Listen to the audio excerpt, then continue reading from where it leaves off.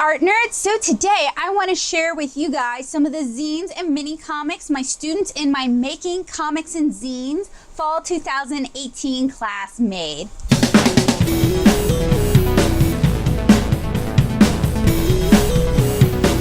So I had about 10 to 11 students and I got a zine or a mini from every single one of them, and I was extremely proud because I was a little concerned at one point that we might have one or two people finishing, but everybody finished by the deadline and I am the proudest mother hen. So I want to share these with you guys. I would have shared them sooner, but I had stashed them away and I recently found my copies. So I'm going to explain a little bit before we get to the flip. My Making Comics and Zines class was taught here in Nashville. It was a 6-week class and it was through community ed, so it was open to anyone. At the time, it was only open to people 18 and up, so all of these are adults who made these comics, and most of them, not all, but most, did not consider themselves artists, didn't consider themselves to be people who drew very often. There are a few exceptions. I'll show you guys them in a minute, but a lot of these people had never made a comic before. And the fact that they turned something in, that it wasn't just something, it was a comic or a zine, is really, really phenomenal and really exciting. And I think being able to bring comic education, art education to community ed, and to bring drawing education to community ed is a really powerful thing. It's really exciting to be able to show people who once thought they couldn't draw at all that they can indeed draw, and that their drawing skills are more than adequate for making comics. That is really, really exciting. I love working with kids and I love working with adults.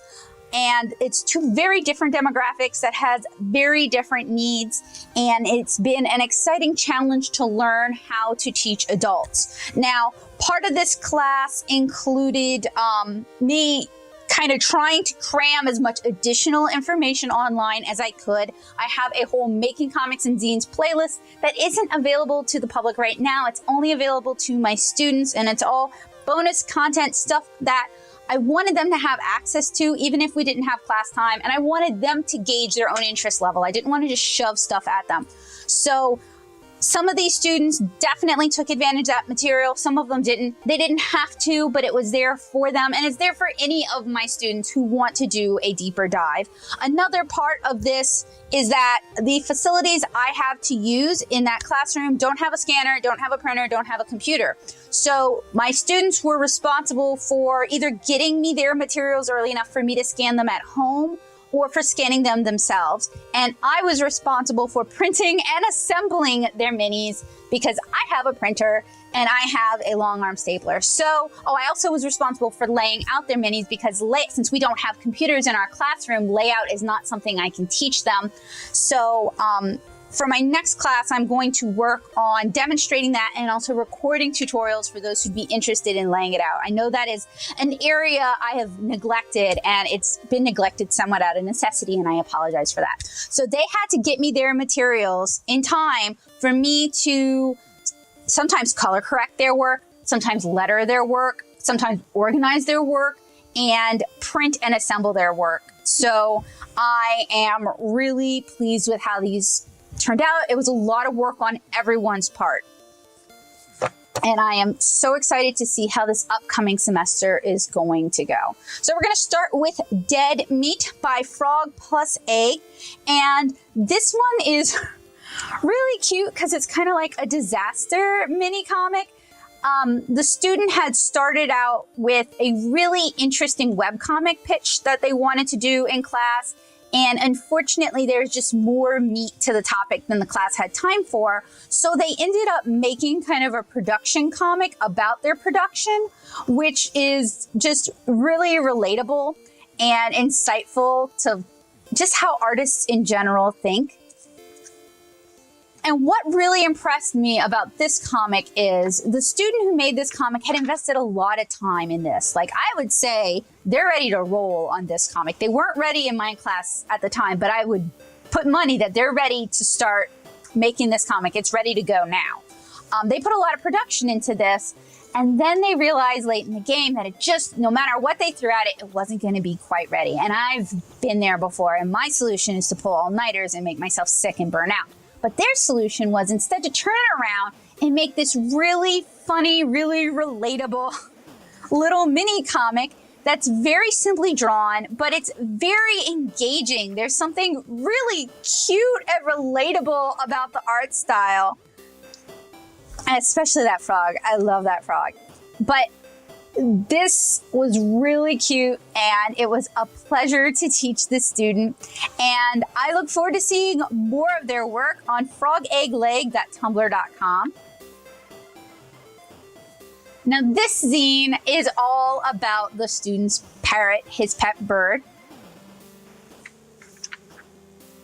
And he spent a lot of time and care studying his pet, understanding his pet's sort of body shapes, and a lot of time and care inking it. And I helped him by lettering and laying out the book, so we have some text to go with the images.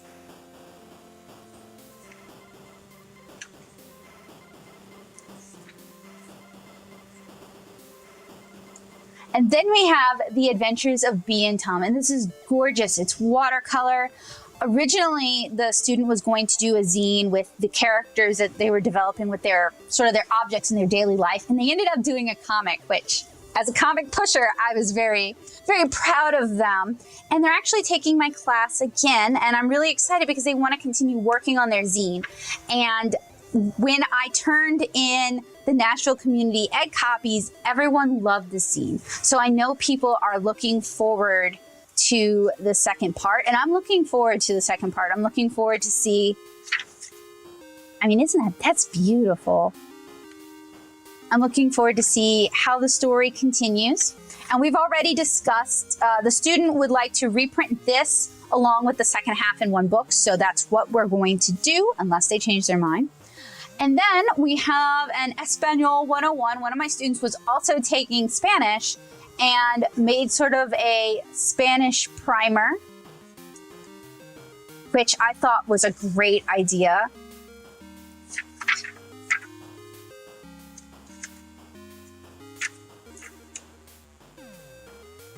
A lot of people learn from a combination of text and visuals, so something like this is a perfect sort of easy reference tool. Another one of my students is working on, I want to say it's probably YA to adult fiction, a story about a relative who lived on a plantation and found this sort of historic desk. And originally he wanted to do it in watercolor. So you can see the cover is in beautiful watercolor, but we did have a 6-week time constraint. So he ended up inking it, which I really like. And he's taking my class again. So I'm kind of hoping that he's going to spend some of his class time either continuing work on this story or painting the story, but we'll see. And then here we have, so this was going on during the 2018 elections in Tennessee. And it was let's call it a tumultuous time for many people. And my class was going on I was late to teach my class one day because I was stuck in a 2-hour voting line. So, this was going on in the middle of my class, and she decided to do comics about kind of the political climate at that time and how that affected her, which I really liked. I have another copy of my friend. Now, Chicken Tangine it's kind of a travel comic and it's kind of a recipe comic. So it's two things I really love. It's in color. It's pencil color and watercolor, which I also really love. And I love her handwriting as well. It really adds a lot to this zine.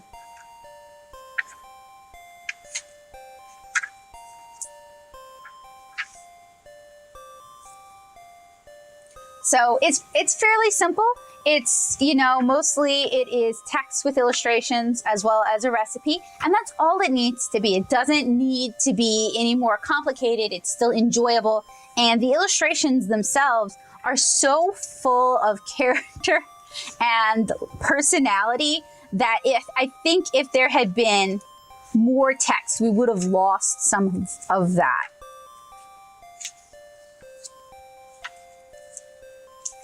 Just making sure. I know I have duplicates. Okay. Now this comic it's gorgeous, by the way. This comic was done by my student who is already a very experienced, a very gifted comic artist. He's already got a lot going for him.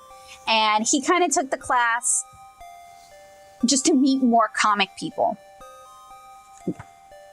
So it was really fun because he didn't necessarily require a lot of teaching. There were a few things I could show him that, he didn't know, because that's true with any artist. There's always room for us to learn a trick or two. But I lost my train of thought. Signing. Oh, what was more fun for me personally was being able to recommend books for him, or share my art book collection with him, or find out, what comics he's into, and then I could recommend other comics along those lines. That's one of my favorite things. I don't think he signed it though, or put in his information, which is a shame because his art's gorgeous. And then we have Dinosaurs Feathered Regalia, by Amberly. And Amberly's concept is, in fact, I'll just read it because it's here in the beginning. Recent paleontological discoveries suggest that dinosaurs had feathers and are ancestors to modern birds. But this conclusion contradicts every image we have of dinosaurs, from widely renowned classics such as Jurassic Park, The Land Before Time, 1 million years BC, and Dinosaur. The following collection of illustrations present evidence of an alternate explanation for the feathered fossils found with Jurassic remains. Dinosaurs buried their dead in full feathered regalia. In fact, dinosaurs commonly accessorized with feathers, from hats to fans to lures, to cover their scaly skin. As you will see with this evidence, we can continue to depict dinosaurs to the true meaning of their name: terrible lizards.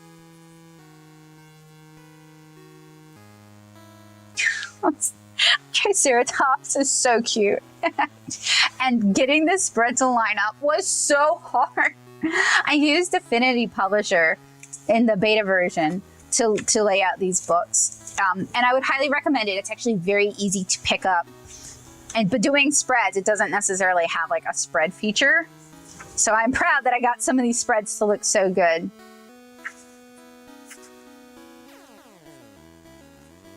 And then we have a dinosaur claw holding a feathered quill. So that is my 2018 Making Comics and Zine sort of class haul. And at the end of our class, they didn't even get 6 weeks to draw. They got 5 weeks to draw.